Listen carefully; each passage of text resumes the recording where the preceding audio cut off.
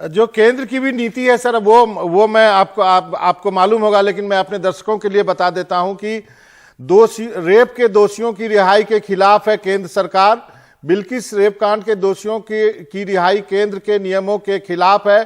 कैदियों को छोड़े लेकिन रेप के दोषियों को नहीं, ये केंद्र सरकार का कहना है। केंद्र की आजादी महोत्सव रिहाई नीति में रेप के दोषी नहीं आते हैं। अब इसके बाद क्या आर्गुमेंट बचता है गुजरात सरकार के पास, क्योंकि गुजरात सरकार ने कहा कि मैंने राज्य की माफी नीति के तहत इनको रिहा किया है। बाबा, मैं आपके दर्शकों को ये बात बताना, एक और बात बताना जरूरी समझता हूं। ये कंसिस्टेंट बिहेवियर है भाजपा का। अजमेर बॉम्ब ब्लास्ट केस में भी आरएसएस के 2 लोगों को सजा हुई थी, उनको भी पेरोल पर छोड़ दिया गया। जब वो गुजरात जाते हैं अपने गांव को, तो उनका दूल्हों की तरह, एक शादी की बारात की तरह उनका इस्तकबाल होता है। तो ये कंसिस्टेंट है, क्योंकि गुजरात में चुनाव आ रहे हैं और भाजपा मेजॉरिटी कम्युनिटी के वोट को हासिल करना चाहती है, इसलिए ये सब अपीजमेंट की पॉलिसी भाजपा कर रही है। आप कैसे, अगर आपकी केंद्र की पॉलिसी है तो कहिए ना, आपकी सरकार है, कि फौरन कैंसिल किया जाए रिमिशन उनको दोबारा जेल में डाल दिया जाए। यह प्रधानमंत्री को बताना पड़ेगा, क्योंकि लाल किले से खड़े होकर जब प्रधानमंत्री देश के महिलाओं को यह पैगाम दे रहे हैं कि वो भारत की महिलाओं के साथ खड़े हुए हैं, उनके एम्पावरमेंट की बात कर रहे हैं, इज्जत की बात कर रहे हैं। कौन सी इज्जत है? ये तो बेइज्जती है पूरे महिलाओं की। और उस महिला की जो 5 महीने की प्रेग्नेंट थी, जिसको इंसाफ उसके प्रदेश में नहीं, पड़ोसी प्रदेश में जाकर कोर्ट ने उसको इंसाफ किया, और वहां पर आप इसको इस तरह से छोड़ देते हैं लोगों को। ये गलत है, बिल्कुल जुल्म है। ये नाइंसाफी भी नहीं है, बल्कि जुल्म किया जा रहा है महिलाओं के ऊपर।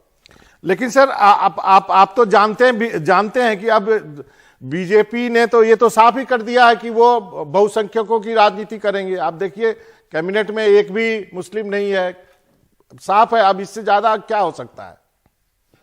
नहीं बाबा, वो मंत्री ना बनाए, मुझे उसकी इतनी तकलीफ नहीं है। तकलीफ इस बात की है कि एक पीड़ित महिला को, जो प्रेग्नेंट थी, 3.5 साल की बेटी को उसके सामने कत्ल कर दिया गया, और पड़ोसियों ने किया बाबा।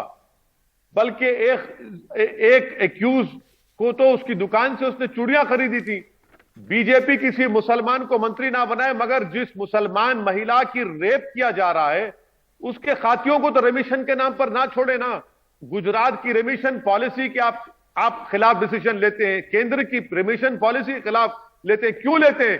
क्योंकि आपको गुजरात का इलेक्शन जीतना है, आपको वोट चाहिए। आप एक बायस थे एक समुदाय के लिए, इसीलिए आप इस तरह का फैसला लेते हैं। अगर बाबा एक बात बताइए, महाराष्ट्र में भी एक महिला है जिनको 93 के सीरियल बॉम्ब ब्लास्ट में रुबीना मेमन उनका नाम है। क्या एकनाथ शिंदे की और देवेंद्र फडणवीस की सरकार कमीशन बनाकर छोड़ देगी रुबीना मेमन को? गाड़ी तो उसके नाम पे नहीं थी, वो 17 साल से जेल में है। बाबा, क्या गुजरात के लोग जेल में उनको छोड़ेंगे? क्या वडोदरा सीरियल ब्लास्ट के लोग 14 साल से जेल में छोड़ेंगे उनको आप?